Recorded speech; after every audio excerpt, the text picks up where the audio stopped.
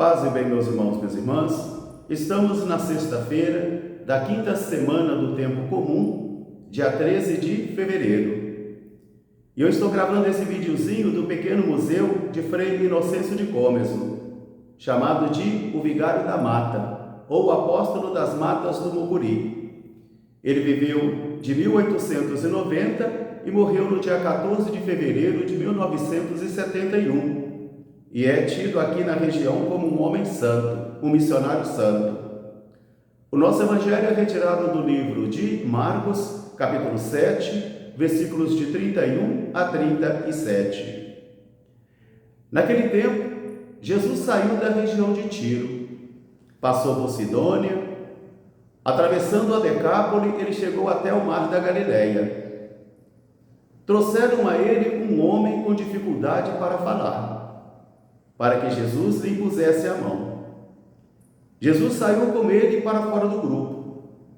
Chegando ali, Jesus tocou o seu ouvido, depois cuspiu, pegou saliva e colocou na língua do homem. Imediatamente seus ouvidos se abriram, sua língua se soltou e ele pôs-se a falar sem dificuldade. Jesus proibiu insistentemente que eles comentassem isso com alguém, mas eles comentavam constantemente. E todos ficaram muito admirados e diziam: ele fez bem todas as coisas. Ao surdo ele fez ouvir, e aos mudos ele fez falar. Palavra da salvação. Meus irmãos, minhas irmãs, novamente estamos diante do mistério da Palavra de Deus. Uma palavra que convoca homens e mulheres em todos os tempos da história humana. Uma palavra que sempre se personifica na vida de alguém, como aconteceu na vida de um nosso missionário chamado Frei Inocêncio de Cômeso, chamado Vigário da Mata, que percorreu as grandes matas aqui do Vale do Mucuri durante muitos anos em lombo de cavalo para poder evangelizar, para poder anunciar o Evangelho e também proclamar a mensagem de paz e bem. De modo que, adormecido no Senhor, até hoje ele é recordado como um grande exemplo de santidade e de dedicação missionária. O missionário das matas, Frei Inocêncio de Cômeso, que viveu de 1890 e morreu no dia 14 de fevereiro de 1971. Uma morte santa. A primeira leitura de hoje nós encontramos ainda no livro dos Reis a realização da profecia, onde Deus havia dito a Salomão que o reino seria dividido na gestão de seu filho. De modo que agora então o profeta vai até o filho de Salomão, Jeroboão, e vai dizer que o reino será dividido. Um grande ensinamento que a gente pode ter aqui nesse evangelho de hoje é que os filhos também recebem as consequências das opções de seus pais. Os filhos ganham com as opções de seus pais, como também os filhos perdem com as opções de seus pais. Como todos nós também sofremos as consequências da má administração dos nossos governos, porque as decisões daquelas pessoas que têm liderança traz consequências práticas para a vida de outros, e todo pecado traz consequência. Nós não pecamos somente contra Deus, mas nós pecamos também contra nós e pecamos também contra o outro.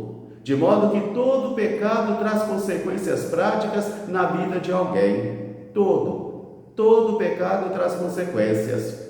E aqui então agora, Jeroboão está recebendo as consequências das opções feitas pelo seu pai Salomão. As consequências.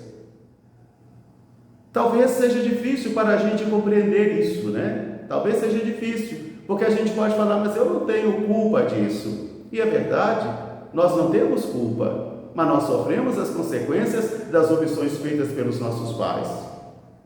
O Evangelho, nós vamos que ir até a beira do mar da Galileia novamente, porque a grande mensagem de hoje é ouvir a palavra de Deus, saber ouvir a palavra, principalmente saber ouvir e saber praticar a palavra, para que a gente não se engane a si mesmo pensando de que basta tão somente ser ouvinte da palavra, como nos ensinou Santiago.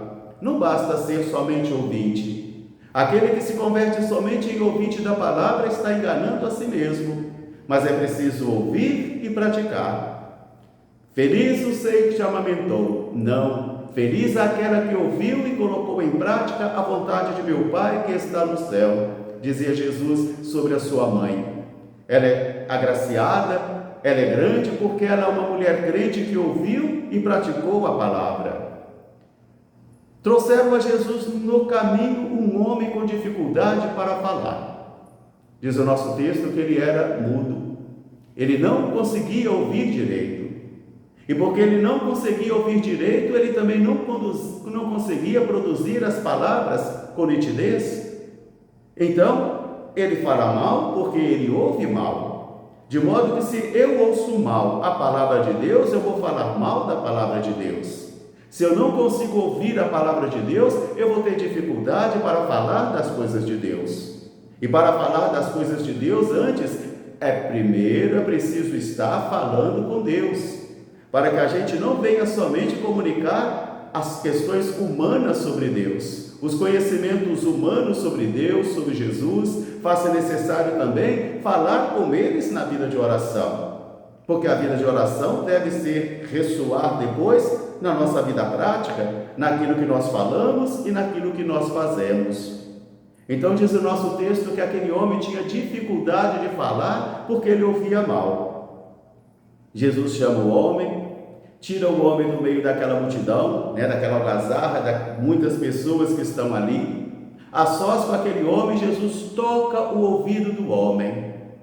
No rito batismal também tem essa sugestão. Aquele que vai batizar vai tocar o ouvido da criança ou daquele que será batizado e vai dizer a mesma palavra, éfata. Jesus olhou para os céus e disse assim, éfata, que quer dizer abre-te, abre-te. Jesus toca a língua do homem com a sua saliva. Isso aí vai nos ensinar que a palavra de Jesus tem poder. A palavra que sai da boca de Jesus, porque a saliva sai da boca de alguém.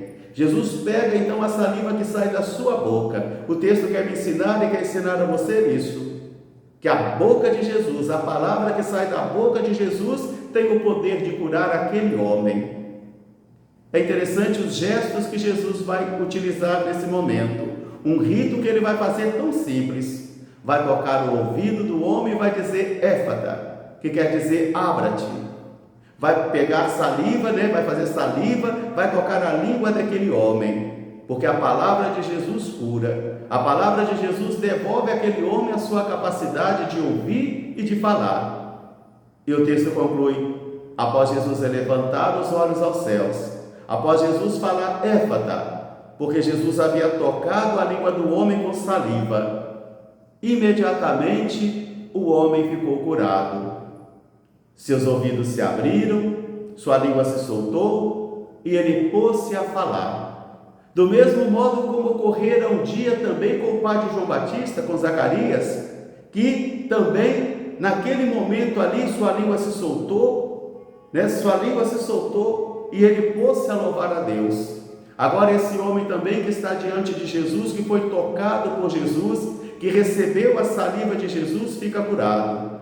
Seus ouvidos se abriram, sua língua se soltou e ele pôs-se a falar. E ele falou tanto que Jesus repreendia e dizia não conte nada a ninguém, insistia não conte nada a ninguém, mas como que ele poderia se calar? Como que ele poderia ficar calado diante de tanta maravilha? Como que ele poderia ficar calado diante de algo tão extraordinário? Como? É impossível calar o coração nesta hora. O coração nesta hora, ele vai pular de gratidão. E ele fala e todos ficam então muito admirados e começam a dizer, ele fez bem todas as coisas. Aos mudos ele fez falar. E aos surdos ele fez ouvir. Que Jesus também cure os nossos ouvidos, que Jesus também solte as nossas línguas, para que a gente possa escutar a sua palavra e, obedientes a esta palavra, que nós também saibamos falar. Mas o melhor pregador que ainda tem chama-se Frei Testemunho, o testemunho de vida. Um grande fraterno abraço para todos, paz e bem, até amanhã se Deus quiser. Todos os santos e santas de Deus, rogai por nós. Paz e bem.